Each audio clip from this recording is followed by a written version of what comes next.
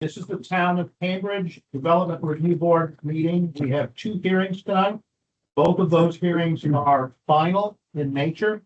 All persons that may or may not be interested persons, or if you want to be an interested person, you need to sign up on the specific sign-in sheet for that hearing. Two hearings, Georgia Mountain Maples and Smuggler's Notch.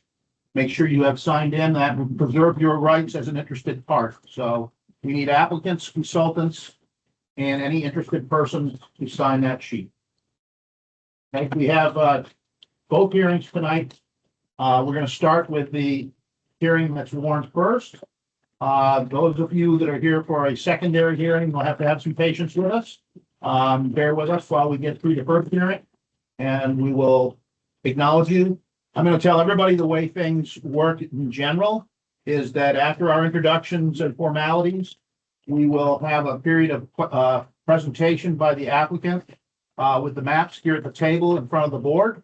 And then the board will ask questions, and then have some patience. I will call on interested parties after the board questions, and we will go back and forth during that process until everybody's had a question or a comment recorded.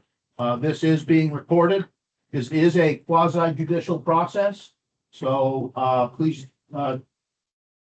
act accordingly. This is a respectful meeting, and we'll treat each other with dignity as we proceed.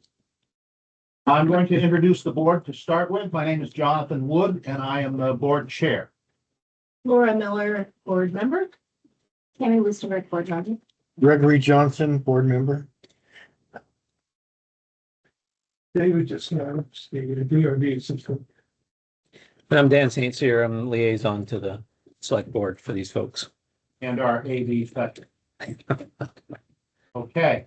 Would you, Any questions on process before I proceed here? Woody? Yeah. There's a couple with just initials up here. You want to get clarification as to who is who? Okay, could I, JH. this meeting is also being attended remotely. And I'd like to identify the participants that are there. There's an MR. Please acknowledge that you can hear me. Unmute.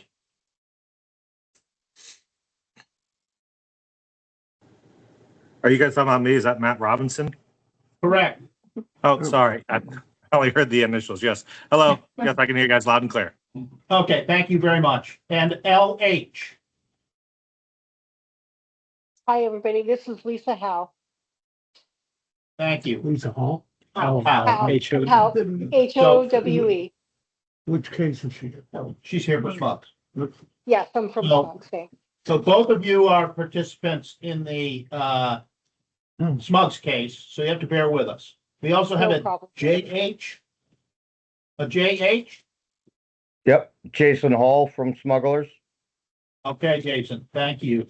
So I will, you will participate in the swearing in, but I will do that for your specific hearing as well. Okay. I'm going to open the first hearing. Excuse And I'm me, gonna Mr. throw- Chairman. Excuse me, Mr. Yes. Chairman. I'm sorry to interrupt you, but I'm also online. I didn't know if you can see me. Robert Retano. I'm sorry, I didn't see your letters up there, so thank you for pointing that out, sir. Yeah, I'm sorry to interrupt. No, that's okay. Who's he? Which hearing are you here for, sir? Robert? I'm here for the Smuggler's Notch. Okay, thank you very much. You'll have to bear with us while we have the first hearing. Okay, the first hearing is the Georgia Mountain Maples, and I'm going to read the warning for that hearing to open the hearing. Excuse me, Woody, should we approve the minutes of last meeting or? Why don't we do that? Thank you, Greg. I always forget that. We have a little business to do first. We have the proposed minutes from the last hearing. Does anyone have any questions or comments on those? No, it all looked fine. Okay, I would entertain. I will move to accept the minutes as presented. Thank you. Oh, Okay, Other person's present. JPEL should probably be Joel H. JPEL, the spelling check. yeah, Oh, okay. that's it. All right. I missed it. With that correction, do you accept that correction, Greg? Of course. which Laura to do it second. Sorry, no, because I. She was making her corrections. That's it. So as corrected, it's been moved. And is there a second? Second, Been moved and corrected. The minutes, all those in favor of the minutes? Aye. Aye. Minutes are approved. Thank you. First hearing, thank you, Greg. Application SD 2026-05. Final plan was submitted by Georgia Mountain Maples LLC for review by the Development Review Board of a proposed three-lot subdivision located on the easterly side of Cliff Leonard Road, just north of its intersection with West Pond. Parcel ID 0025024-02.000. The proposal consists of subdividing existing 55 acres into three lots. The three-lot subdivision proposes to create two new single-family residential lots with access off Cliff Reynolds Road. These lots 2 and 3 will be 1.3 plus or minus acres, each with 119 feet of frontage on Cliff Reynolds Road. Each lot will have an on-site well and septic system. Permits for Vermont wastewater and potable water supply will be obtained prior to approval of the subdivision. The access to the remaining 53 acres of Lot 1 will continue to be off Cliff Reynolds Road. The subdivision plan includes the consideration of a master plan illustrating two additional single-family residential lots for future review by the Development Review Board. Okay, the consultants and or landowners may join us at the table.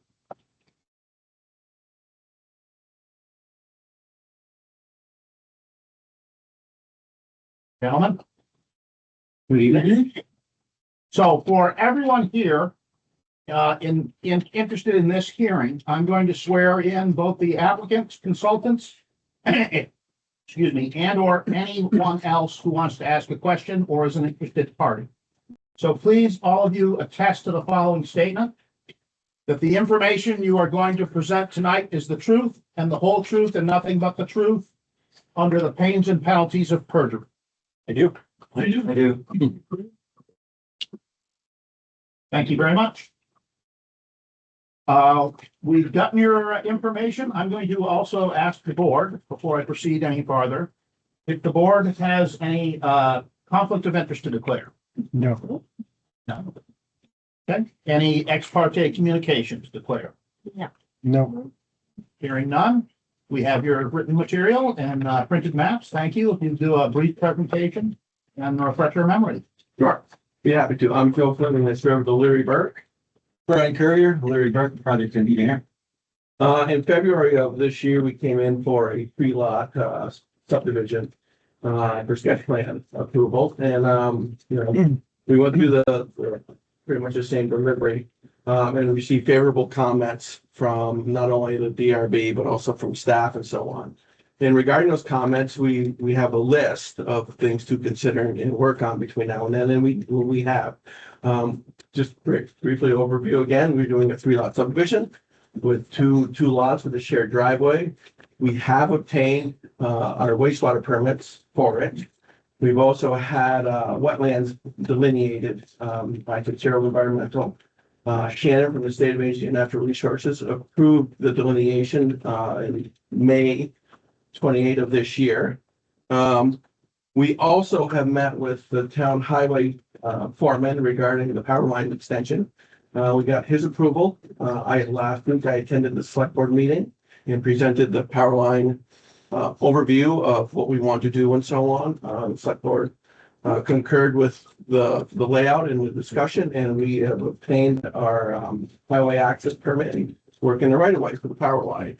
So, moving forward, we've dotted most of the items and so on that was in the sketch. To basically summarize, the only thing that we're missing is one, the legals. We have not submitted the legals. As much as we've been after the attorneys to draft them, they have not fulfilled that part. So we're still waiting on the legals. What you described as the legal, sorry. Shared maintenance use agreement for the shared driveway. Okay. We have a shared driveway, it is required. Yes. The other item, and to be honest with you, I apologize for not catching this till late this afternoon, is two notations. One was a letter requesting or not requesting, a letter describing the master plan and the intention, and also the note that's supposed to be on the final plat. for it. I did draft the letter this afternoon and make the edit to the plat and sent it to David, probably around 3:30 or so on today. I have copies of that if you want to see it too. Again, from the staff comments and DRB comments from the sketch plan, I think we've touched upon most of the items there. Yeah, I would just say the biggest change we've made is we were a little short on your length and width and ratio requirement. So the lots now are 1 foot wide by 4 feet deep. So the lot configuration has changed. They're slightly deeper, which made lot 1, which is the remaining lands. What by 14? Ratio of 1 to 4. There we go. Yeah. Anyway, which made the existing, Georgia Bound Maples lot slightly smaller. And I would just say that, when it comes to the maintenance agreement, we'd request that be a condition of. Okay, thank you. That's it. Okay, questions from the board? Can you remind me what about for the master plan again? Yep. So, I know we were gonna do the 2 more lots, so we wanted something we asked for on the master plan. yes, right. So my understanding, with the town subdivision regulations is once our level of planning has gotten to the point where we feel that, coming in, for future development, and I think it was, wetland review and soils review were the bars that we felt were reasonable in order for future planning. So we have done, wetlands review. There is a class 3 wetland kind of at the top and 2, future parcels. And then we did do test pits for those lots also. So because we brought it to a level of planning where, at some point in the future, we would come back to this board and seek approval for 2 more, building lots. So it's not what we're in for tonight. Right. If things change between then and now, subdivision standards, to say, we wouldn't be able to do that, but, that is part of a master planning effort, that we're trying to, conform with the subdivision regulations. Thank you. Understood? Can you explain a little bit more? I was reading the select board minutes and there was the discussion about the power line right of way. Can you explain where that is on the Sure. map? I'm a little unclear about what that was. It's on one of the big sheets. It is, okay. Yeah, you should have it. So right now, the power line that we proposing to connecting to is located southeast of our site. Yeah, the farm road? West Farm Road. West Farm. We're not far from West Farm Road, a little bit south of that. We want to connect onto that pole. Okay. We're going to connect on that pole, cross the road, just getting across the new box culvert that was put in recently up there, and then head down close to the right of way along the east side or our side of the property till we get to our section and then go underground to The east serve. side of the road. Yes, Okay. east side. Overhead. Yeah, and the subdivision regulations say that requires the approval of select board. So we attended a select board meeting, or Joe did last Monday, Right. and they signed off on a highway access permit, would be the permitting trigger in order for that to be authorized. Very good, thank you. And that included your curb cut as well. That included our curb cut too. Yeah. David has that. How much clearing is involved in that relative to vegetation on your side of the road versus the right of way and the property? So For the power line. some of it's gonna depend on how much power company wants us to clear. Mhm. But again, we can anticipate at least 20 feet probably going down from the right of way out to accommodate that. And that goes all the way from first run. The last hole is right by the driveway. Yes. Oh, there it is, okay. And that's gonna involve putting in some more poles, right? Correct. Yeah. Approximately 4 poles. And then you said you're gonna go underground up the driveway? Correct. So on this, it shows a vegetation line depicted here roughly. Was there any thought given to maintaining some screening along the road? No, there wasn't thought. if leaving some vegetation there, obviously we need our access. You're supposed to be 10 feet from, toe slope from, a septic system. But if we were to leave some wooded area, kind of in the lower portion here, I don't think we'd have a problem with As long as we can meet site distances. it. Yeah, so we'd make sure Sure. we could see coming Yeah, out of the driveway, absolutely. You want a line of sight. Yep. I'll correct it there. but leaving some But existing on this vegetation. end, there's the wetland intent. Yep. Yeah, And I don't know how your power pole placement will be affected by the wetland. No, I mean, You're either side of it. yeah. And then we would basically, if we were to, bump those out some. Usually those help with the value of the lot as well. Yeah. So it's kind of a win-win. Yeah. When you incorporate those, just something that struck me as. Yeah. As something that might be us. Yeah, so they think that's fair. Oh, This one too, so. get you some new ones. Yes. They have to be on Mylar anyway, in the file.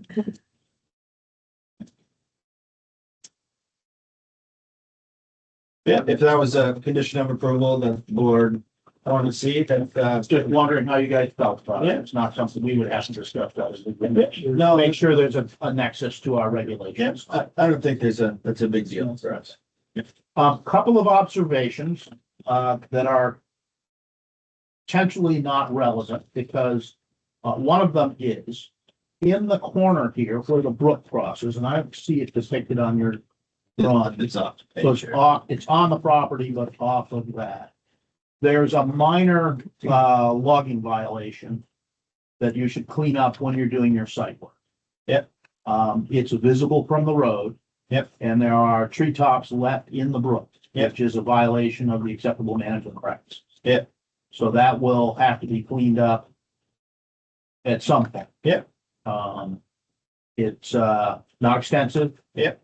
But it's definitely there. Yep. And it's remnant of the logging that was done on the property. Yep. So we like to make sure you're in full compliance with state law when you do this, and that was noticeable when I walked the property. Okay. Just a question. It wasn't completely easy to find my way around. That's one of our requirements, is that they be well marked enough to figure that stuff out. I figured it out generally. There was a marker out there with an incomplete roll of flagging. I'm not sure if you guys have done the field work or not, so it may be unfair to you. Might have been the wetland, was it the wetland? I don't know. Been to- It wasn't a wetland marker. Yeah. But it was up in the corner here somewhere. It may have been here. Okay. And it was, an entire roll of flagging had been left stuck on a pole. And I was just curious what that, Like wrapped around it or just like? like, it was wrapped around it a bunch of times and then the rest of the roll was just stuck right on the top of the mark. What color? Orange. Okay, so it's a boundary type. Yeah, not us. Everything else was staked and flagged, and that was the only thing there. But the stakes out there that were visible were stakes we set for our soil. Those I found. And, There was a green flag though, too. There was a stake with a green flag, oh, green is septic. green septic. Okay, that made sense from where I Yeah, got. green is septic. But as far as me, I'm the guy who's gonna over it. Okay, I haven't done anything in the back with orange. When it comes to property corners, we typically use pink, not orange. okay. So it's not, It's usually our control, usually. It did look like it in there fun. Surprised nobody noticed it. Yeah, maybe from the logging, I'm not sure. Yeah, I'm not sure what it was. One other thing I did notice, which is not relevant because you got the sign off from the state and we have no authority, but there is a legacy wetland fill up at the top here on the property. Yeah. But it appears to be not during Georgia Mountain's ownership. That's our understanding, yep. Is that your understanding as well? So you did notice that? We checked with the landowner. The landowner said that they hadn't done any filling off the back of their facility back there. We were out there with the wetlands program. They did mention the logging stuff that had to get cleaned up. They did. They did mention that to us, but there was no mention of any excess fill. If it was there, it could have been done years and years ago. So will that requirement be articulated to the landowner through you guys or through the wetland? It has been. The landowner knows they Okay. gotta, I don't know if the ground was frozen enough when they were doing their work out there, but there was more rutting than what the wetlands program was. Yes. That's not necessarily a wetland violation, but it's a logging violation. Yeah. You can log in wetlands, but That's right. you have to do it the right way. Yeah. But my concern was the fill, clearly in a wetland. Yeah. But it looked like it predated your client's ownership. Yeah, like I said, the state, well, we spoke with the landowner, obviously. They didn't have any, they did not partake in doing that. Based on the vegetation that I noticed, it looked like it was. Yep, and then the Older. state wetlands program just mentioned, the Okay, thank you. Other questions from the board? Okay, I'm going to take a break from the board. If you have other questions, I'll come back to you. And I'm gonna go to raised hands because we have such a group, for interested persons. Joel, I have a number of questions. I know Shannon Morrison has been up there recently, May, and I don't know about since May. And it was mentioned that she perhaps found some additional wetlands and those have been factored in, but, nothing, is there anything that would, or that has changed the location of the septic systems or the anticipated locations of the buildings? no. Is the, in terms of the relationship of any permits relating to wetland and the DRB's decision, does the DRB kind of let the wetlands and DEC handle their permitting separately, and you just have a sentence in the approval that says compliance with all DEC regulations? correct. So we have no direct jurisdiction over wetlands. That's a state regulatory, control. So what we require when there appears to be wetlands on a property is that they be delineated and then any permits needed are gotten through the state. So if there's a permit needed, it needs to be on the record. If there's a delineation, it's on the map. That's all we can require as a DRB. We have no direct authority over them. I have a well that the engineers came out and I think surveyed and came up with a wellhead protection zone, which I hadn't seen before. Over such a small scale, I couldn't make it out, but on the big map, I think I've seen that. So I guess my question would be, it's been engineered. Are the circles that are going around the area of the mound systems, the wellhead protection zones that relate to our well? No, so the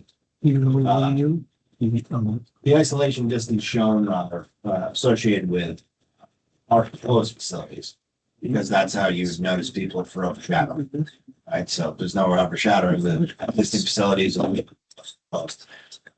But the proposed isolation distances from the mound, they're 200 feet upslope, but contour parallel to the contour as you go downhill to the south. So the 200 feet, anyway, the page well is, fairly substantially out of those isolations. So there be an isolation distance from a cave well of 200 feet as well. Correct, but whether it's 200 feet upslope from his or 200 feet downslope from mine, It was still clear. still the same. Well, we show They don't isolation, overlap. that's right. Okay. So we show isolation distances, opposed not. Understood, but we don't see that one because it's pre-existing. That's right.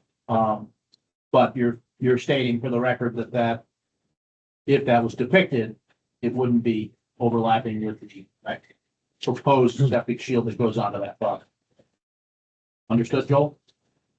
Yes, does that, I guess that's in the database now, so the distances for the additional two building sites that are part of the future, sort of the master plan. That'll, we can deal with that Who's worried about these? 5 years down the road or? Oh, we haven't done it for the existing. Well, there has been nothing depicted for the master plan lots. Just a couple more questions. The increase to the 1:4 proportion. Did that change the width or was it just the length or the depth of the lots? Just the depth. Just the, So they're a little longer now than what was shown in the original plats. That's correct. Yeah. Yeah. About how much longer are they? Oh, we were pretty close before. We were like 1 to 3, maybe 3.5. We didn't need to bump it back much. I think it's about 19 feet. It They were somewhere yeah, more well, than that. yeah, I think maybe we were close to this clearing. We didn't move the clearing limit, but the clearing limit we had to the top, we basically just. I mean, I can't tell you We exactly. picked up roughly 2/10 of an acre. Okay, so whatever 2/10 of an acre divided by 190. Not a lot. But in terms of the anticipated location of the buildings and the septic systems, those haven't changed. The septic systems are where they are. The building envelopes have gotten a little bit further back, but generally speaking, they haven't changed substantially. And there's one other issue that I don't have personal knowledge of, so I guess I'll wait and see if somebody else brings it up there. Okay. Has to do with spring drying up after the logging was done and some concerns around that. Okay. Other questions from interested parties? I have several questions myself. I am the landowner in question with the concerns about my spring. Mine is the oldest spring in the neighborhood, and it is a surface spring. Can you identify yourself, Monica? Monica Donlevy. Thank you. Further alarmed by some substantive alterations to the land on this property that were made this past winter that have had an impact on the surrounding area, very specifically, a negative impact on my pond, which is nearly an acre in size. And the state is coming out this week to look at what those impacts are. In the Cambridge Town Plan, there are pages of references concerning habitat, corridors, scenic beauty, concerns and opinions of neighboring abutting landowners and how those considerations should be valued. And I think we've been here numerous times to say this does not follow the historic development patterns of the neighborhood. It does not follow the deeds that we received with our property regarding subdivision. It's affecting habitat for animals, also referenced in the Cambridge Town Plan multiple times. And then there are the Vermont statutes regarding, the historical development plans, which I think are worth referencing. So really, our experience since the ownership has changed on this property has been substantial negative impact, and most concerning are the wellhead, which is going to be tested, and then the impact on the pond, which has become stagnant. You want to add to that? I'll try to unpack that a little bit and give you a response from a DRB perspective. So the issues you raised relative to habitat and the town plans are not germane to the DRB process. Okay, There's a separation between the town plan and statements within it and the jurisdiction of the DRB, which is our subdivision regulation. So we do not have authority over habitat issues, of the wetlands, other issues, specifically just to what's in our subdivision regulation.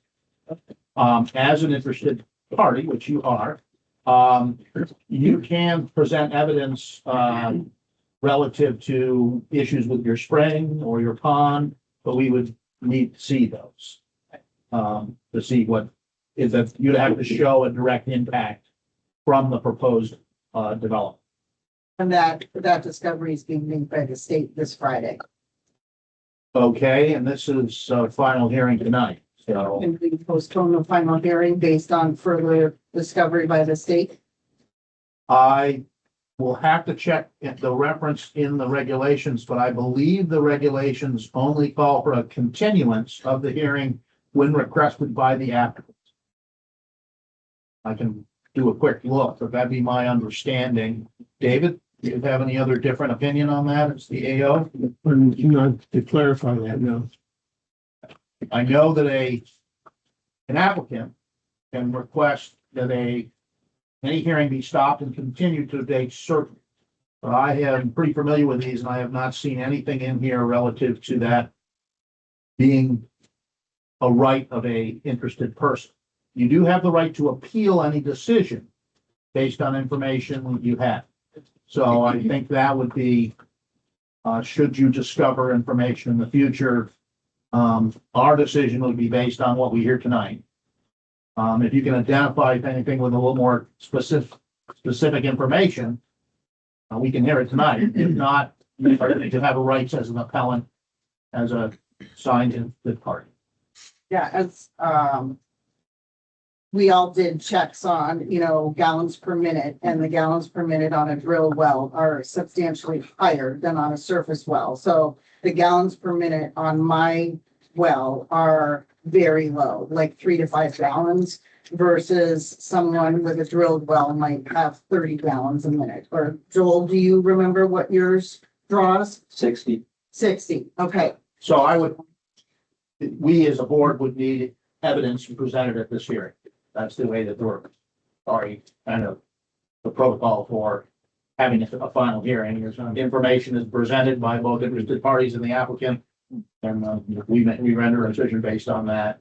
Otherwise, you have to go into the appeal process. So my question is, if these things prove to have caused changes in gallons per minute, or the well dries up, or the pond is dead, what is the responsibility and accountability of the owners, the landowners? That would be a civil matter, and I'm not an attorney. I can't advise you on that. I'm simply the chair of the DRB, following the protocols we have. Once this hearing would move to any kind of appeal, and you have that right, that would be settled in a civil court decision, where evidence needs to be presented, pro and con. That's how that works. Not something for us to make a decision on based here at this hearing. We need whatever is presented, such as this, for us to look at. Yeah, it's John, not looking for this. Sure. What the standards we've just recently done though, I mean, this is just, anecdotal information I can gather by looking at it, but our pond is stagnant now, and that happened about 5 days ago. So how are we supposed to respond to that? I mean, we can't. We Look can't at it from gather our evidence. perspective too. We can't. How are we supposed to? Well, I don't have any I evidence. guess in the end, do you want a community that has people with ruined ponds, and what kind of community are you looking to build here? I mean, Absolutely not, but we don't have authority over that within these regulations. okay. You would have to That's, present that evidentiary process in an appeal. That's my opinion. Again, I'm not an attorney. I can't advise you on it. And if you weren't here, they couldn't appeal, correct? Correct. So So you're- you are preserving those rights you have for any impacts on your property by your presence here and by signing in. That's how that process works. And I also said that you weren't certain if that was in fact the case. We couldn't ask for a postpone that in this. I'm pretty certain, but I would have to look at a specific thing and verify it. So I will do that if Okay, yeah. you'll bear with me.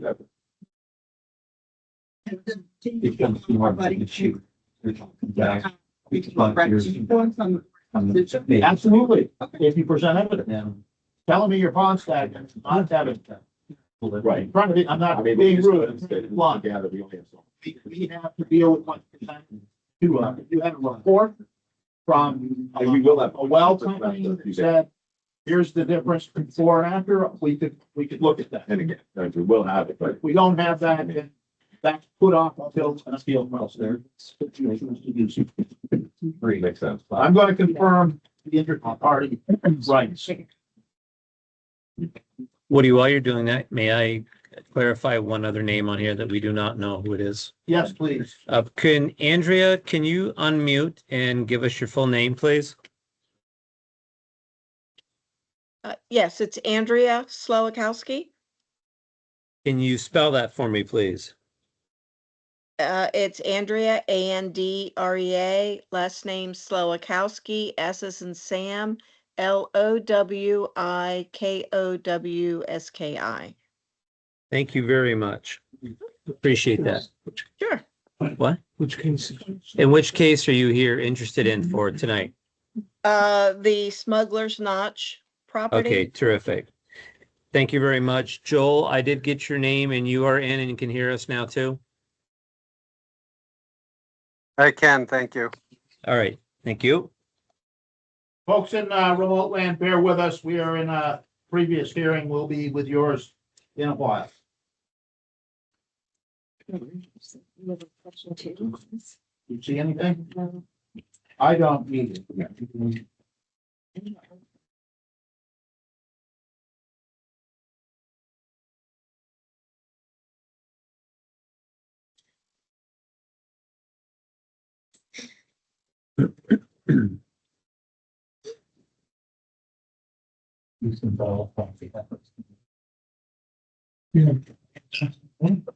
You guys haven't seen this before in your work, have you? And I'm hearing continued by an interested, or continued by an interested party. I mean, if there's a reason to.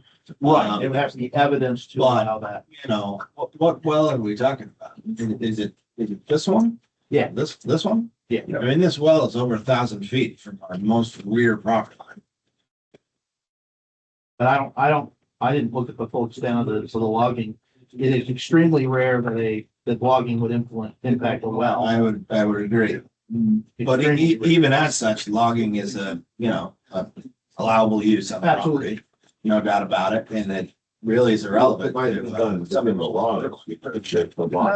Irrelevant because the clearing is done for development purposes. No, no. Selectively cutting is certainly different. Clearing, stumping, rubbing, stripping. Yeah. As we were. I'm a licensed forest. Okay, I don't say, but when we clear for a lot. I wanted it. That's not silviculture. Okay. So what do you have a question? Yeah. So again, I've got a pretty good forestry background. What I saw in there when I walked in, because it's insurance too, is mostly the white pine were taken out. Right. And there were patches where they took two and opened it up pretty good, but there were other patches where there wasn't. Yeah. So Your proposal is to clear the entire section here. Right, but with clearing comes stumping. Sure. Stripping topsoil, rubbing, it's not. But I don't think we're arguing everything that's germane here. yeah, well, yeah, Right. again, you're right, I don't believe that could be impacting. I'm not an LOL expert. Yeah. No, not for a well, it's upslope, But I've over 1,000 feet. I'm not seeing that in here anyway. So I guess my answer is I don't find a specific reference that allows a interested party to continue a hearing without specific evidence. I actually don't see it, even if you had evidence. So what would be your ability, your option would be to appeal, and you could appeal on the basis that I didn't allow you to continue it. If you find a reference to where that's allowable, then that could be a reason for appeal. Or if you have evidence that you gather, that can be a reason for it. But I'm not going to entertain a motion to continue by an interested party at this hearing. Unless somebody from the board wants to disagree or our administrative officer has a different opinion. Do you, David? No. That would needed to be a specific request by the applicant, which I don't think you're doing. Other questions? I want to keep it. Oh, Monica? I just want to state that the concern is that at the last meeting, we did ask about a master plan for the larger acreage, at which time we were told there are no plans. We were told that a year ago about this parcel that's now in question. And after the February meeting, all of a sudden, all of this logging took place, which looks not to be selected, but more extensive than that. So I again asked the question, which I know the answer to, but what are the plans for the larger acreage, which actually with the subdivisions would turn into a dog-legged property, which is not allowed by the state. So the applicant has presented, a master plan, which includes 2 additional lots. I'm asking beyond those 2 additional lots. I believe that there's nothing proposed in your master plan. My understanding, the requirements mandate us to show future lots if we do enough investigation to warrant that they could be built on the lot. Wetlands, even soil testing were the bar that we're here for sketch. We agreed that was the bar. I think it's explicitly correct. At least I saw that. It has to be viable lot. So we haven't done any of that except for. Okay. Act 250 in Cambridge is, yes, it's pretty. Five.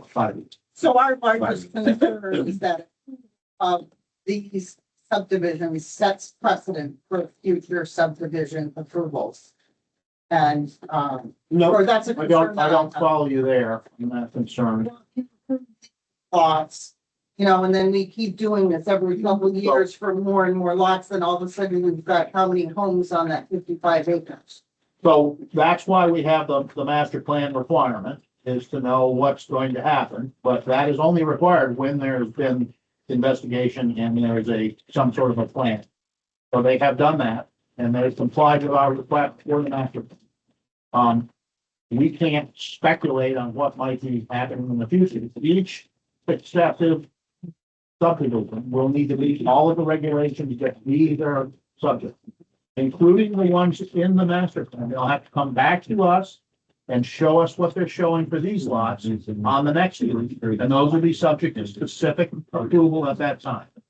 And I would like to note that I object to this subdivision. If we were talking about 4-acre lots with properties that mirror everybody else in the neighborhood, we would be having a different conversation, but I am objecting to this subdivision. Okay, there's no for the record. Does anyone hold jurisdiction over the town plan? Is the town plan just there for like kind of a I'm rosy? gonna give you a little bit more time and then I need to move on with other questions. But the town plan is specific to municipal planning properties and would have relevance within the Act 250 process. It does not have relevance unless it is in specific elements of it are incorporated by the town into these regulations. So these have just been redone. Right. And that was the opportunity for the town to take anything they felt was necessary to be changed in here to be in here. Just been approved. So this is, So if they wanted to put up a skyscraper, that's okay, we don't have zoning in this town. right? We have so- subdivision regulations. So we would review that based on, But the subdivision. You have to approve it, right? we don't have building height restrictions in this. Yeah, so, okay, that's shocking. Other questions by interested parties, and you can come back with another one. I just Yeah, want to keep okay. things moving. Joel, did you come up with another one? Nope. Holly? Anyone else? Members of the board? Additional questions? No, I'm good. Okay. I'm not hearing any more. So I would entertain a motion to close the hearing. I motion to close that hearing. Thank you, Laura. Second. Second by Tammy. Did you get those, David? And we still have no one on this hearing on the remote land. Okay, all those in favor of closing the hearing? Aye. No further discussion on that. Okay, thank you for your time, gentlemen. Thank you. Appreciate it very much. Appreciate it. I mean, We'll get back to you. There's gonna be a couple of conditions, I would think, based on your request. Yep. For those conditions to be met. Yep. For the final, and we will make sure that you receive that in the decision so that you can provide those on the Mylar. Right. Perfect. Thank you. Thank you. Thank you. Have a great evening. You should just copy of the Jessica was gonna print them off for me. I didn't see it. What do you have this? The new subdivision, right? I haven't got them yet. It would be nice if we could get one for every board member. It's hard to get on now. When are the 21 days? You think it's still May. So. Okay, great. This one's on me. David's not here. This is gonna be a doozy, and I really apologize, but So we're planning of this meeting. Okay. they're a major. It will be, yes, definitely be. So I don't need it. And No.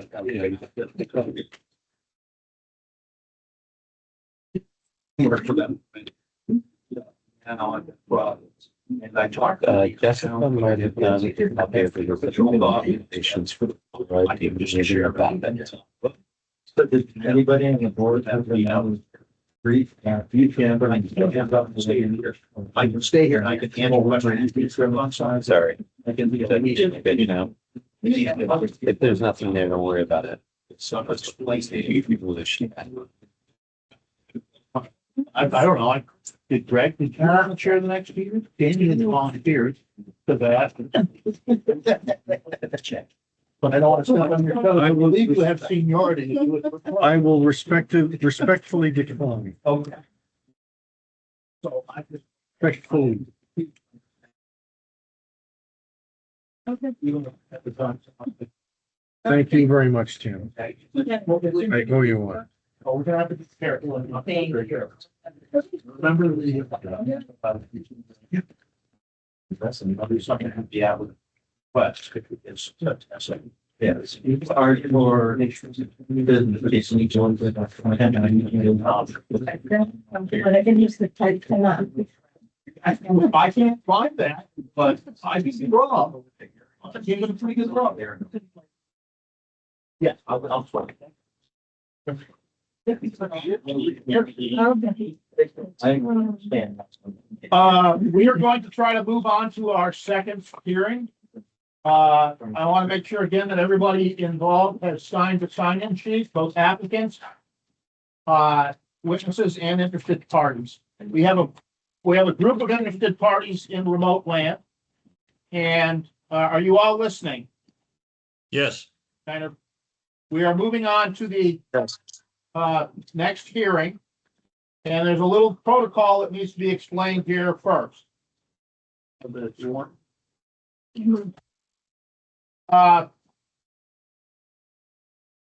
I am a forester by profession, and Smuggler's Knot Resort has been a client of mine for many years.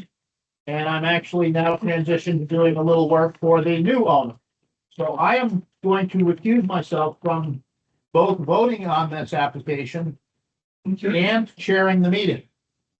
I have checked with the town attorney and he thought that was appropriate, but he said I could stay here as a resource to answer questions on process, because we are going to ask a member to chair the meeting, and none of the members here have ever chaired a meeting other than myself.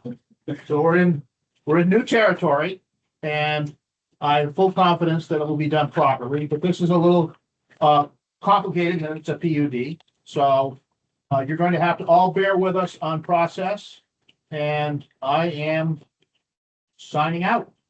That's for the mountain. You don't have to. For morning.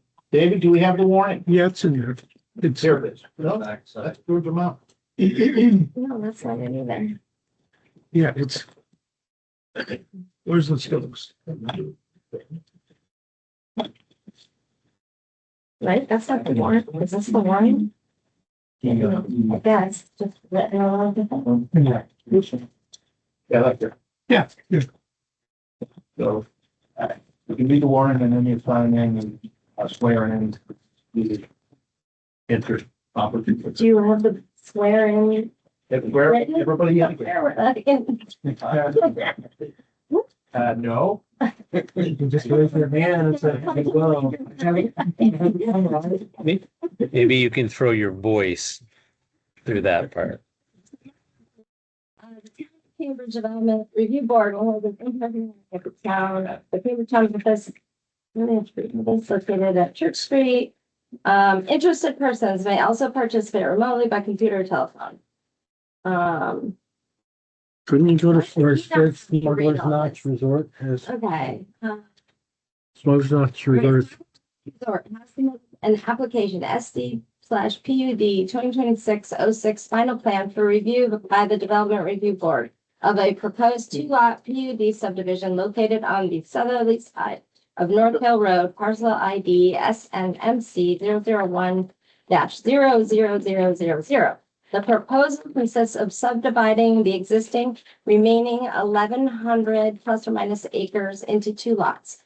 Proposed lot 2 will consist of one acre. Proposed lot 1 will consist of the remaining 1,099 acres. A 22-unit residential timeshare condominium building is proposed to be constructed on lot 2 as part of a previously approved planned unit development. It's a PUD. Okay, swearing in. Been a doctor. Yeah. Good luck to you. Okay, so everybody who is in remote land and here, when I finish this, I need you all to either agree or not agree to this statement. I swear that the information I give tonight is the truth, the whole truth, and nothing but the truth under the pains and penalty of perjury. Agreed. Yes? I Agreed. Agreed. Okay, thank you. So Woody has recused himself. Do any of the other board members have any conflict of interest? I worked for Spugglers from 1986 to 1992, and I have periodically done their job, probably 12 or 15 years ago. Okay. And then has anybody had any ex parte communication? No. Okay. So now, I guess, present your applicants. I'm Jim Manley. I'm a manager at permitting and planning. I'm Mark Delaney. I'm What's your title, Mark? I don't know. Only some, unfortunately. So formerly the chief operating officer. Just to clarify, so everybody's on the same page. The applicant in this case is Smuggler's Notch Investment Company, which was the former owner of Smuggler's Notch Resort. The current owner would be Smug's Den LLC is the property owner who purchased the resort from Smuggler's Notch purchased Smuggler's Notch Management Company and the resort. Smuggler's Notch Investment Company was the company that owned Smuggler's Notch Management Company, and that company is the applicant here. Does that help? Does that mean they're not in business anymore? Smuggler's Notch Investment? Smuggler's Notch Investment is the developer of this project or proposed project. And that is owned by the Stritzler family. Okay. The new owners of the resort, Smuggler's Den LLC, or in this, yes, that was the copy. Is not involved as an applicant or developer of the project. Okay. And you should have received a cover letter that discusses that, and then the project description also as well. Yep. And then there were the plans, of course, and some supplemental information on these PUD and requirements from the zoning, the subdivision regulations. So just a brief overview, I think, is what you probably want. If you want to jump right into questions, or you want to do. Let's do the overview. So this is part of a larger area that Smuggler's Notch called North Hill. This is the last lot up in on that area that we're proposing a 27,000 square foot building, 3 levels, 22 units. Previously, that area was previously under a PUD. We're coming in for a PUD application here for various reasons to essentially propose this to comply with the PUD regulations as stated in the subdivision regulations. So the supplemental information goes through all the different sections where the PUD regulations that that's germane discussions there. So the building will be serviced by our existing water and wastewater system up there at the resort.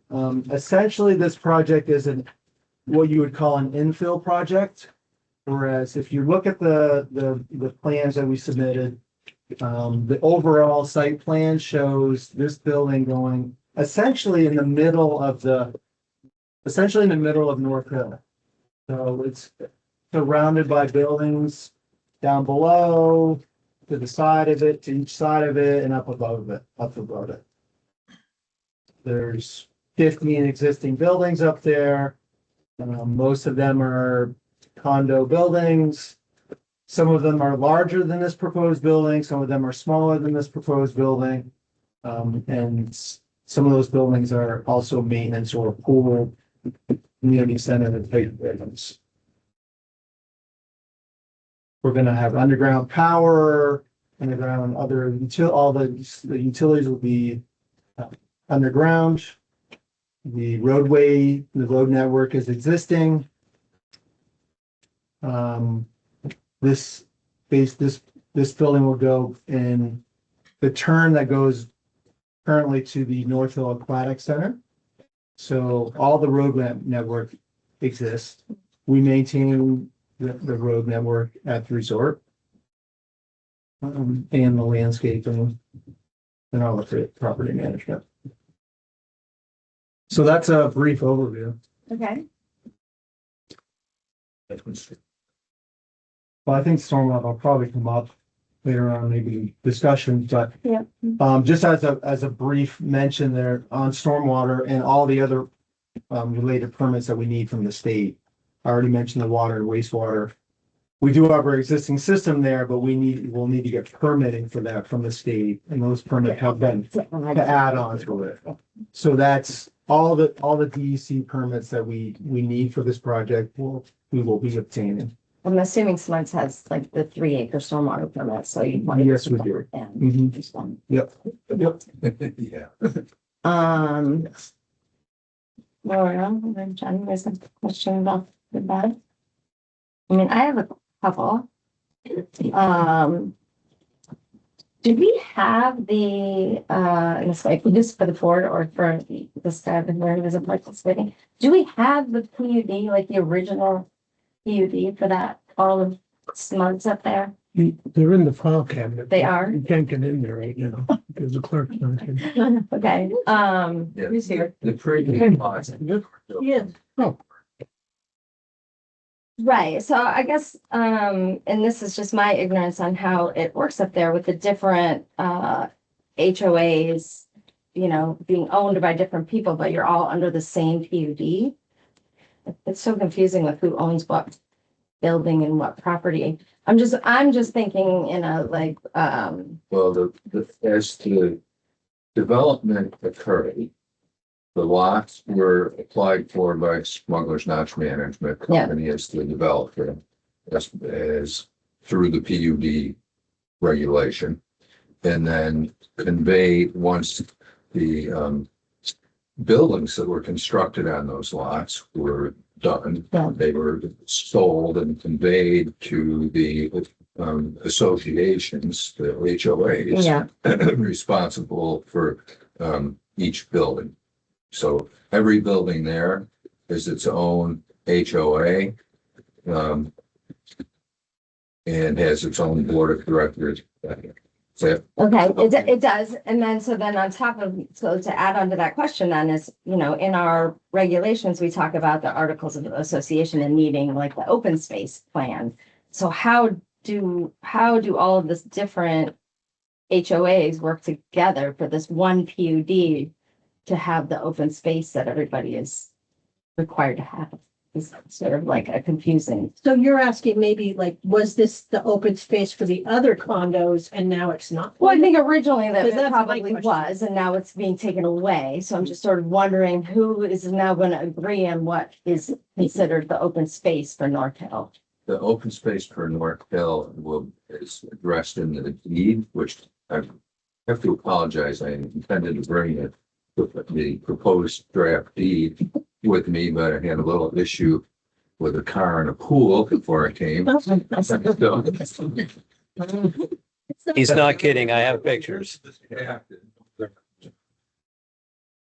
But basically, the HOA lot have access to the rest of the property owned by the resort. That makes sense. So they have Yeah.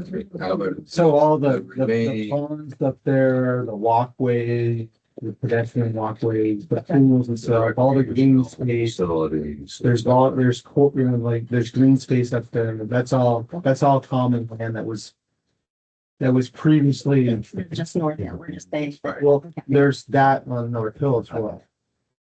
There's lots of, and then you have the sledding hill, which is common. So there's already existing, which was addressed in the supplemental, but there's already existing common land on North Hill, and actually this space that we're proposing to put the building on, I don't believe was during the prior approvals was considered common land. Well, I saw in the one, that's why I wanted to see like, and we can talk about this later when we open it up for discussion, but, did sort of have a different plan originally, right? It was like it had been talked about being a community center. And then we're losing parking, so is there, No, not losing parking. the parking that's gonna go with the building is basically the same parking that's for the aquatic center? They're constructed there For the aquatic center, that parking, for the aquatic center. right? Are we losing that? No. Okay, There's 8 proposed parking spaces. 8? 8. Okay. How many are there currently? Probably less than that, I would say, but I don't know that for sure. Parking But there was spaces. never- are there Parks was- and River. Right. And to be clear, the North Hill Aquatic Center is only available to the owners of North Hill, of properties in the North Hill, not the entire resort. Right. And most of those folks utilize that as a pedestrian access. Walking. It's right in the middle of the. Yep. Well, no. All right, want to open it up? Or do you have anything?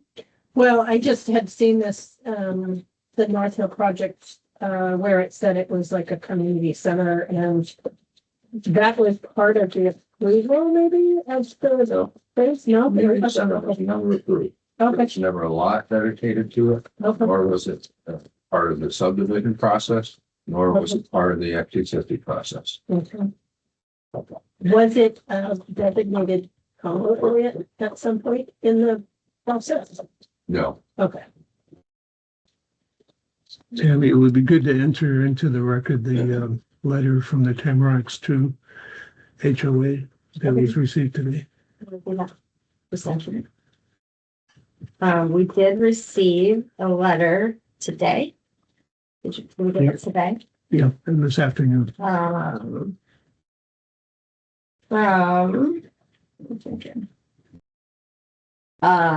The president of the Tamaracks 2 Owners Association. So we're gonna enter that into the record that we received that. And I believe we have him on the line, and maybe we could start with you, Robert, if you wanna.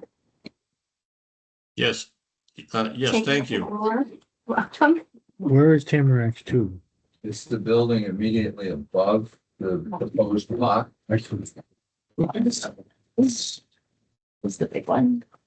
Where's the big one? Right. So here it cuts off. This is totally. Yeah. See, No. there you go.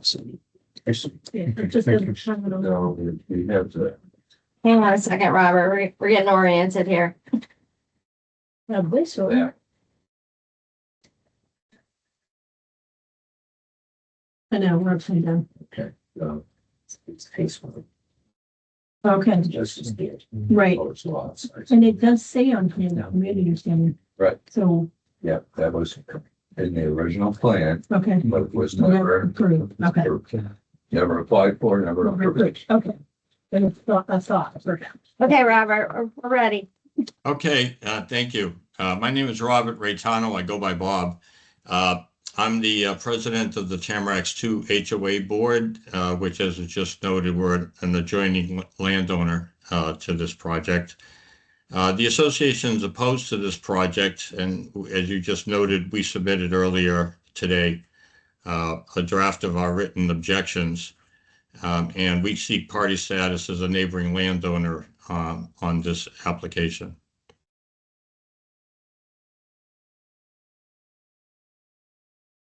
Okay, do you want to add anything in addition to your letter? Do you want to just take a minute to say anything in particular? Or you just want us to say we have the letter, we've read the letter? Yeah, well, the letter, I think, does a better job of articulating the various points than I can, in a brief discussion. And, a couple of the points are outside of my personal expertise. They relate to, regulatory issues that your board would be more familiar with. But I could give a couple of issues that we are concerned with. Our first point is that we believe that the plan is inconsistent with the existing size and layout of the buildings on North Hill. I know it was mentioned that there is buildings that are bigger and smaller than this, but all of the Tamarack buildings are 12 units. This is a 22 unit, and this is the Tamaracks building that I'm affiliated with is just north of this project. So you could compare to a 22 unit building, 12, which is a large collection of buildings on North Hill, looks quite big. And I think if you look at a satellite photo of North Hill, the diagrams that you got in the application focus just on this immediate area. And the one thing you'll notice is that this plan takes over some of the now grassed and treed-in area of the Tamaracks 2 property. But what you would notice if you took a look at a satellite photo is that this building will be a large, imposing structure in the area in which it's being set. A second point is we think this project is inconsistent with prior approvals. I submitted in this letter the plans, the plat from the public offering statements on June 1, 2004. And in that was which was given to all of the Tamaracks owners that bought property.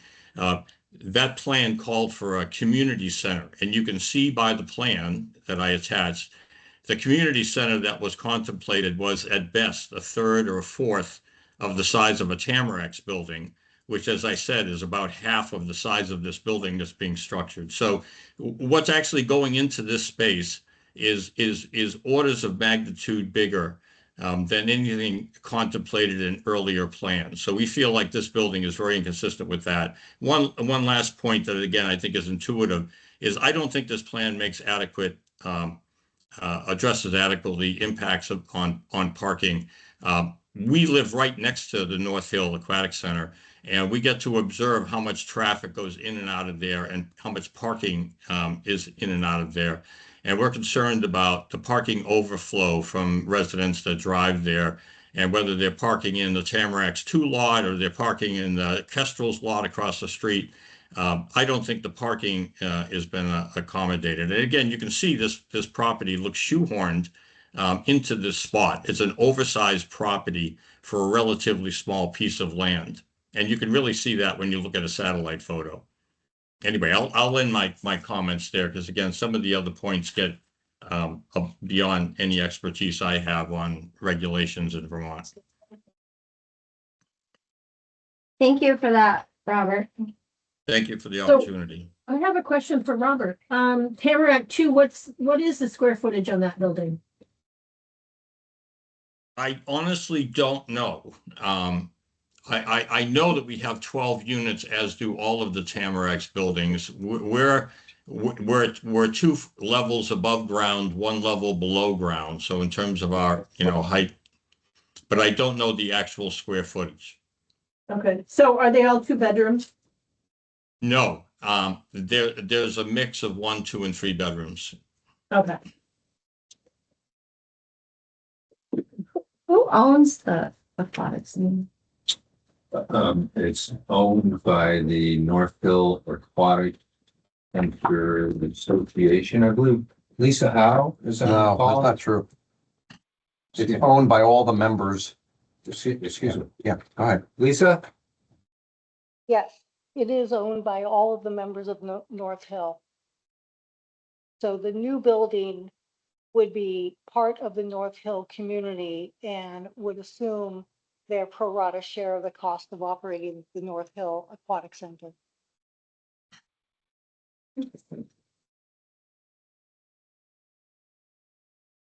Okay. Okay, anyone wanna raise hands? What's your name? Hello, my name is Davia Mazer, and I'm a director of the Eagles Building, which sits just below the proposed condominium building, as opposed to this gentleman online sits just above it. Yeah. I own an equishare interest along with my husband Jim in that property, which means that we own half the year.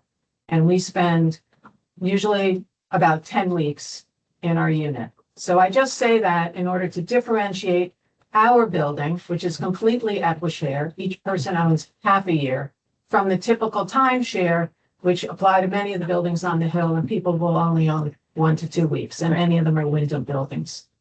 I am also a director of the North Hill Aquatic Center and a member of that aquatic center. So I'm very familiar with the area in question. I echo many of the concerns that have just been stated. I'm not going to repeat them. I find it ironic that we had so many of the same concerns. I'm not sure it was ever anticipated by anyone that this open space, which has wildlife and native trees and is just a lovely area to look at and walk by and drive by, would ever be developed. And especially in the way that it's being proposed with such a large building on such a small piece of property. It was stated by the representatives of Smugglers that some buildings are bigger and some buildings are smaller than the proposed building.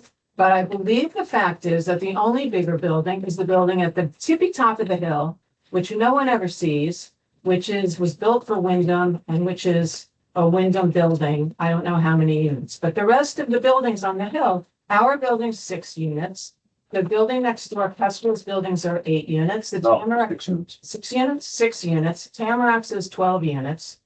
This 22-unit building is really out of character for the rest of the hill. And we feel like it will be an eyesore. You can see from the drawing that was submitted, I don't know how many square feet the Eagles building is, but you can look at the sketch that was submitted and see that it's a smaller building than the proposed building. We have an additional concern, in addition to all of the issues raised by Tim West, the parking, the things like that, which is we are below the proposed building. And it's now on undeveloped land.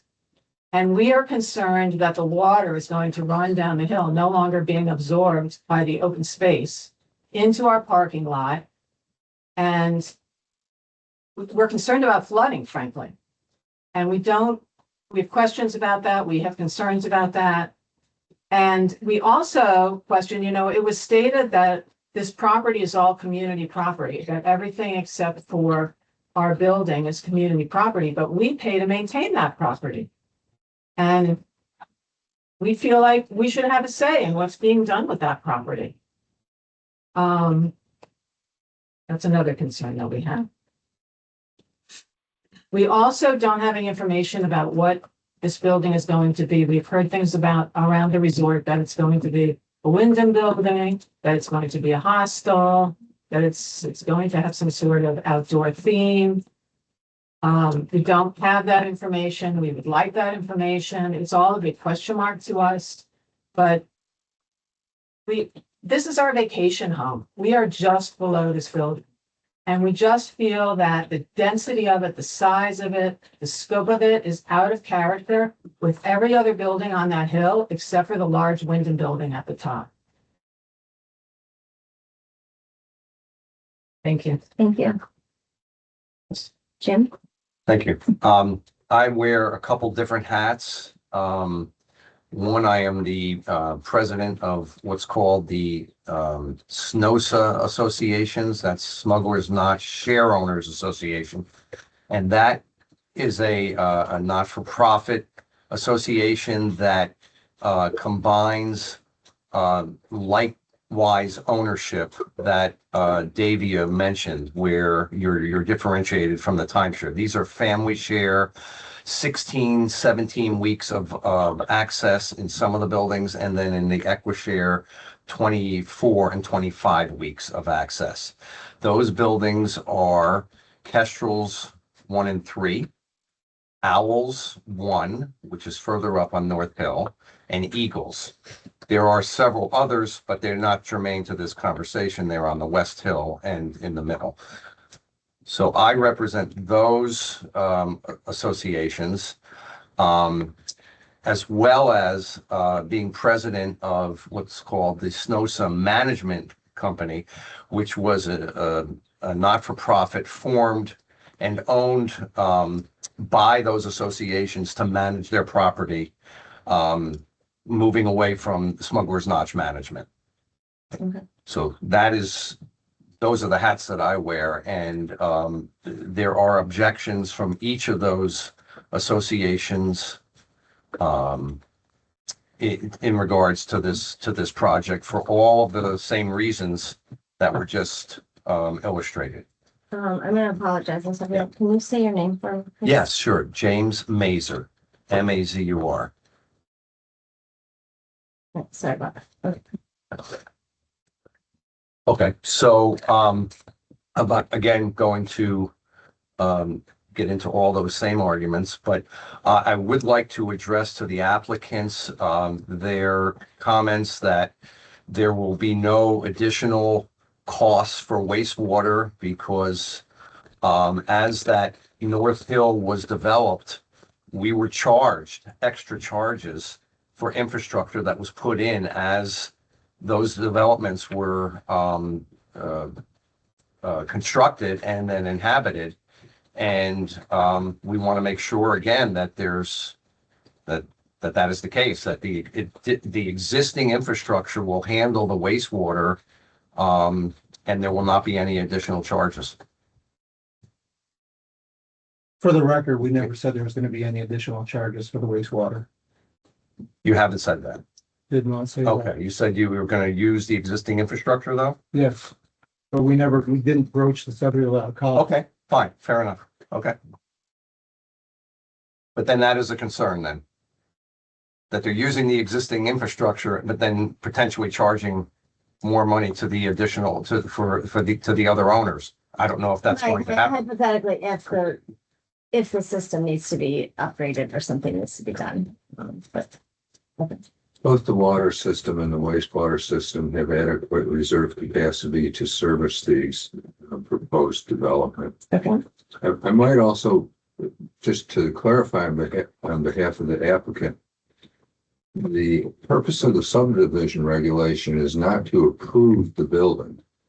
It's to approve the lot. Am I correct? Thank you. The building? Okay. Point of order, it's the Development Review Board, so it's not just the subdivision. It also incorporates what will be built there. Not to like architectural specificity, But it like has building nothing to envelope. do with the size of the building. Just like we talked about, if they wanted to have a skyscraper. We don't Yeah, have a size. charge against that. Yeah, size is not one of the criteria in the subdivision regulations, is it? No. But impacts of interested parties can be articulated.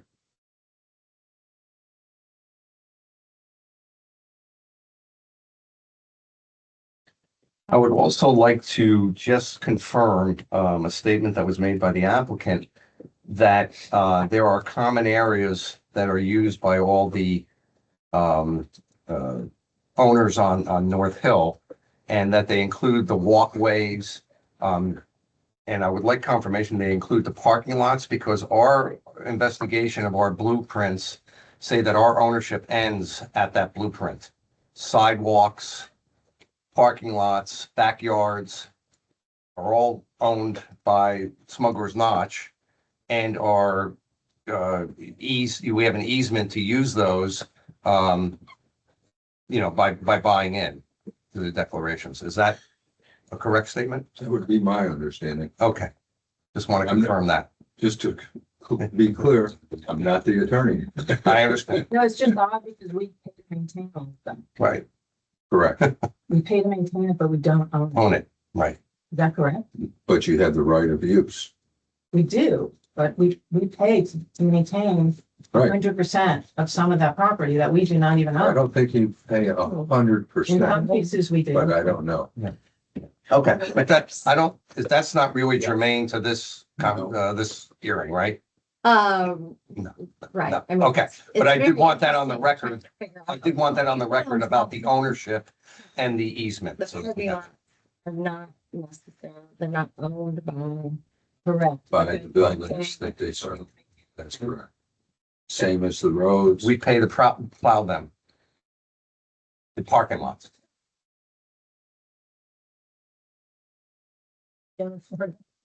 And I get a bill every year for maintenance, and that includes the pools and everything else. I don't know if you guys are charged for your pools? Okay, Not some of them, not all of them. right, that's what I'm saying, some, but not all. But I mean, that's a typical condo as far as I know. I mean, I can use the lawn to go play frisbee, or, I can use the walkway to walk to the pool. And I get charged for that. And anybody that's working in the pool, it's part of that package, I guess, the HOA fee. So I think that's a typical, in fact, like you said, some places, everybody that's hired there is paid with an HOA. And at Smugglers, parts of it anyway, I don't think it is. I guess we don't view ourselves, since we own half the year, we don't necessarily view ourselves as a typical timeshare owner. Yep. Same with the family shares in many of the different buildings on the hill. And the clarification is that as a 1 week or 2 week timeshare owner, you would only have to pay 1 or 2 weeks of assessment of the annual budget. Right. The owners in this group pay up to 25 weeks of assessment for that particular unit. So it's a much bigger investment and outlay. It's been confusing the listers for years. Okay, can I? Yes, I'm done. Okay, Thank you. okay, thank you. Anybody, is there anybody in? You guys were all clear. I have one question. Okay. This is for the town of Cambridge. When you state your name for me? Oh, sorry, Angela Pratt. What would this do for the tax base? 22 units, are they owned by one person, or are they owned like by the week, you own your own building, your own apartment or condo, or? There's multiple different ways that smugglers. But in this unit, what's the In point? this particular instance, I think Lisa would be better served to answer that question than I. Can you clarify this, Lisa? Yeah, the actual ownership of the final building, once it's developed, it will be sold. We don't have a buyer contracted at this time to be the purchaser. We anticipate we will, but we do not have someone at this time. And as has already been mentioned, there are a number of models that we have used over the years, so it remains to be seen which is the best fit. I will also point out that while the owners of North Hill do share in the cost, the additional 22 units will share in those same costs.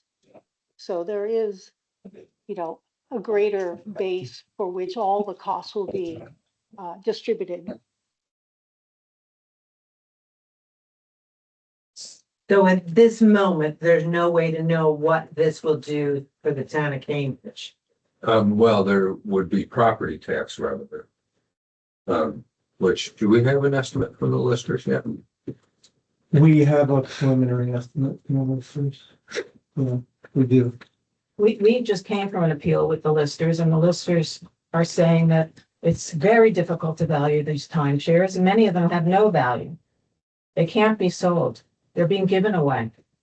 I don't really understand why more are being built. Well, all of that is interesting, but not really. Germane. Yeah, germane to the Yeah. development review board. I will entertain anybody else have any questions? Maybe out in Zoom land?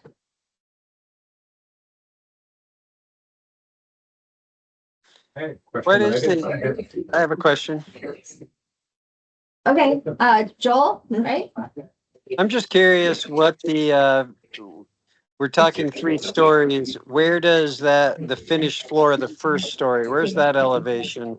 Is this going to be typical of the North Hill where we get one that's below existing elevation and 2 that are above? Thank you, Mark. I can see you nodding. That was what I was curious about.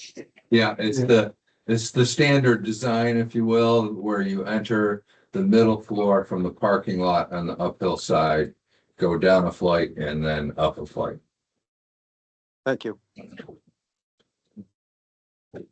Okay, Can you identify him for the record? yes, what's your name, sir? We had his, yes, I did. I don't know. See exactly the record. That's not. Yeah, so it's okay. Yeah. Oh, right. Nice station, really. Yeah, very good. I just think those in my thing. Yep. Yeah. And so, Mark, maybe you can show me. So the new condo's gonna be right up there somewhere? No, over here, yeah. And there was So you come in the- 1100, there's the 1,099 remaining. Well, For from those. Bid Station on Morse. Yep. All the way down 108 to the Edwards Farm, Very good. and the 101 road is a boundary, Yeah, and the west side, and the the west side of 108. west side, the parcel adjacent to yours. Very good. Mostly that's my question, is with the remaining 1,099 acres. What's going on with that? There's no plan proposed at this time. If you're probably interested in the parcel adjacent to you. Most likely, sir, which is, it's gonna be. Yeah. Right. There's no plan for that? Official thing? No official or unofficial because of the wildlife habitat issues that you're probably already. So, I'm just curious of the activity. I'll chime in my role. Thanks. He's also enrolled in the current use of. Yeah, Yeah, that's a good point. very good, very good. There's a lien on it, A what? a lien Oh, okay. because of that. There's some activity up there, so that's why I was curious. Oh, nothing recent. You can see it on Google Maps, and that's why I was kind of curious, like that's right there. That's new, and then there's that access point that comes off. That's, that was always, That was always there. yeah, it's been cleaned up. That was it. Yeah. Because there was some. The road that goes in there. We had logged up in there a few years ago. You might remember. Yeah, yeah. And that was the Came lane, right up next to mine, right up on the corner. and that was the lane. So that was where I was most curious. Yeah, no, nothing going on there. You went down. Clarification. So it's a 3-story building. Yep. And there's gonna be 2 above ground and 1 below ground? No. One below, Yep. one at the parking lot level, and one above the parking lot. Okay. So, and, So you enter the middle floor, okay. and then you got a floor below, and a floor above. No, it's So gonna be 2 over. stories above the parking lot. Okay. Or two floors are visible from the parking lot level. Okay. And tamaracks and eagles and, How many? is that It's- standard for tamarack? Yes, 2 above and 1 below. yep. So it's not gonna be like It'll be sticking the out like a same sore thumb. basic design, if you will, Okay. of every other building up there. Just larger, It square is. footage wise. It is not a lot larger square, the square footage on those units or those buildings in North Hill range, as I think Jim might have noted earlier, the largest building is the Owls 3 building at the top of the development. That's, if I remember correctly, in excess of 40,000 square feet. The Tamarix 2 building immediately above the site, I'm going to say, and I cannot state this as fact because I don't have it memorized, but I believe is in the 24,000 square foot neighborhood. The number of units is not really relevant to the square footage, I would point out. In this case, this is 11 two-bedroom units, 6 one-bedrooms, and 5 studios. But the square footage of those units is considerably smaller than what would be the equivalent 1-bedroom or 2-bedroom in Tamarack, in some of the Tamarix units. There are no studio units present in any of the North Hill buildings, and there are several buildings that include 3-bedroom units. So you can't go by unit count, is the point. Can I just ask a question? We've heard that that this is going to be some sort of hospital and not all the units are going to have individual bathrooms. Is that true? That would be a new one on me. It seemed weird to me. But I just Well, wanted the to floor ask. plans I saw had bathrooms for sure. It doesn't seem like in terms of the landscaping, it seems different from all the other buildings in this way. When you drive up the hill, all of the buildings are screened by very large evergreen trees. So that when you drive up, you're passing trees, natural habitat, not buildings. This building seems to be built like right to the corner. We look at the plans and that all of the trees, the current trees are being taken down. Like, are you going to have, and it's the same thing from our vantage point and Eagles as well. It doesn't seem to me there's going to be any large trees or landscaping left or even planted. You screen the building, as is the case with the other buildings on North Hill. Landscaping, I don't believe is the criteria under the subdivision regulations, so the landscaping plan has not been submitted for this process. Where It's on the plans. It's not something that the subdivision regulations address for this town. And the landscaping plan was not submitted as part of the application process for this particular purpose. There is a landscaping plan. It is intended to screen that building. When this goes through the Act 250 process, then the aesthetics of the whole shooting match come into play there. And that's where there would be a visual assessment provided, so you can see, what it does, the view from above and below, etc. There's a landscaping plan that is provided, etc. So, and I would point out that in the case of North Hill, a lot of the buildings, we obviously preserved as many trees as we could when we constructed it, but most of those buildings had landscaping added at the time of construction, particularly on the downhill sides, because just the nature of construction on the hillside like that, you frequently had to remove the trees to. Will that be the case with this building as well? Oh, yeah.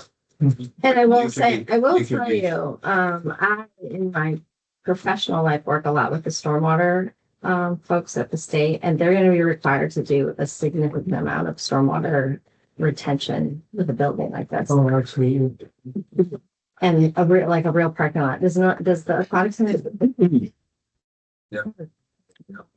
Yeah, all of our parking lots. So the parking lot will require quite a bit of stormwater infrastructure. Can I just ask an educational question, as a novice to all this? What now is the chronology of what happens with this project So because this is a final review for you guys? for us, Then, either the applicant can ask for a continuation if they are kind of feeling like, maybe they're not ready to submit it.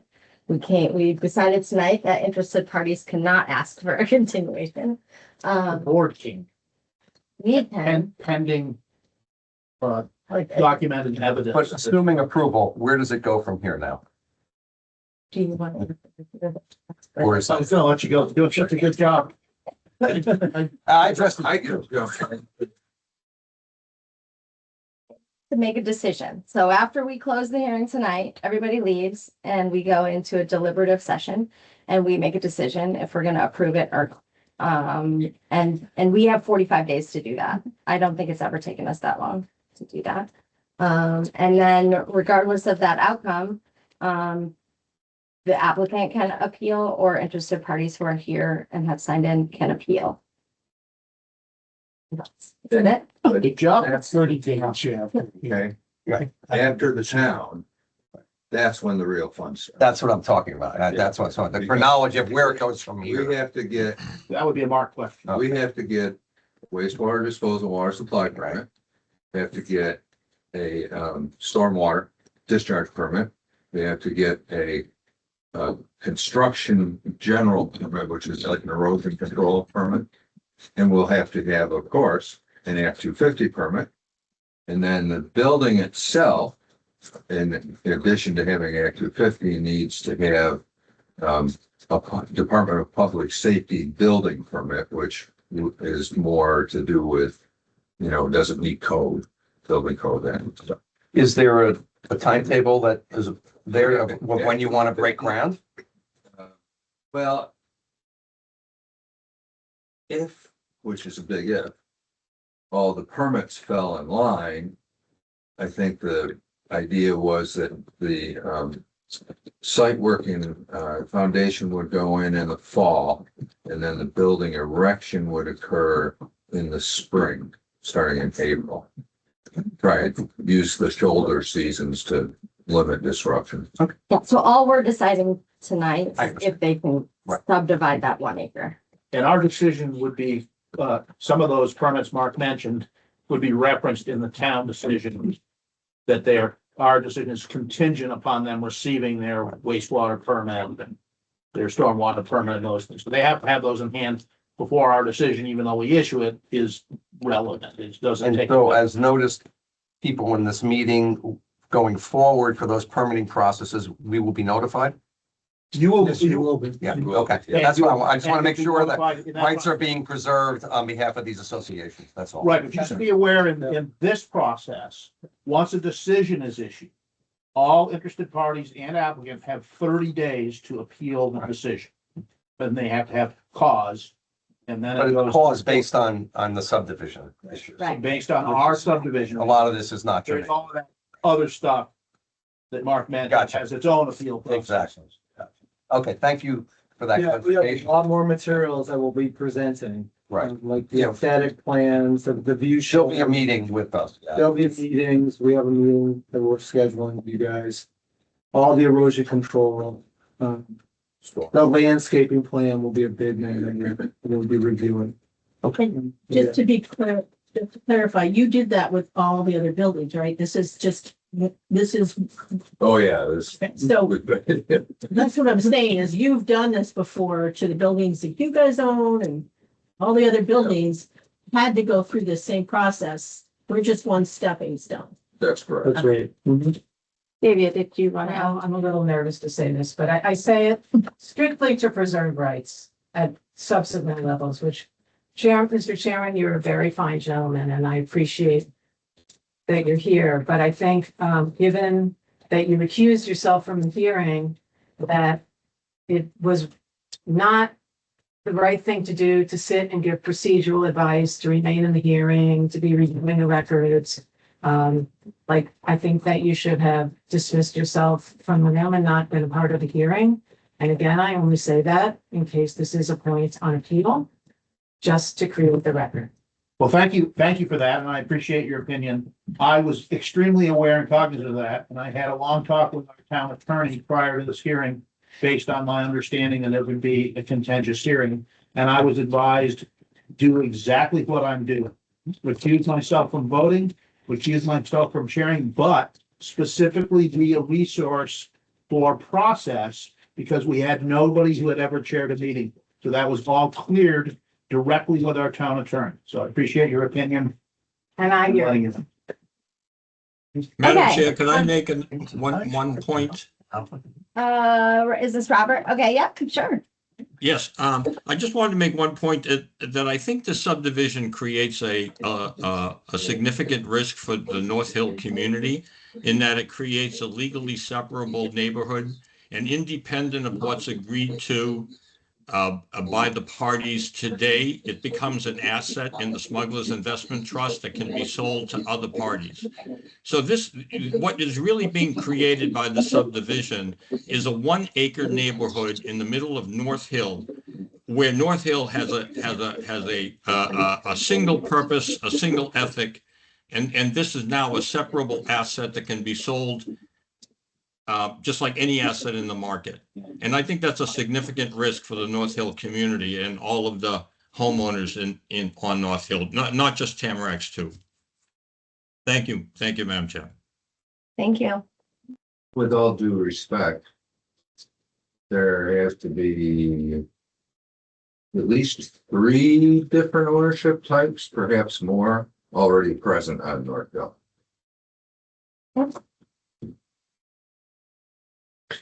My only concern that I think you have addressed, but I'm not certain, is that adequate parking for residents of your proposed building. I'm assuming that's taken into consideration in the plan. It is. Very good. It's basically 1.5 parking spaces per unit. Very good. There's spaces designated for the building. Okay, very good. Yeah, so you can expect if there are 22 different owners, that there's going to be more than 22 spaces. Yeah. That's the standard we typically use It is. on North Hill. It is. 1.5. Okay, I didn't know that. Very good. What we did in some locations, like the Owls 3 building at the top of the development, we went to 2 spaces per unit because that is all 3-bedroom units.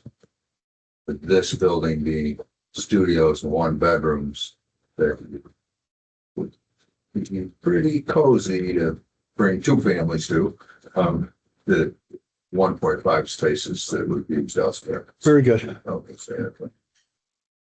Okay, any last questions or comments?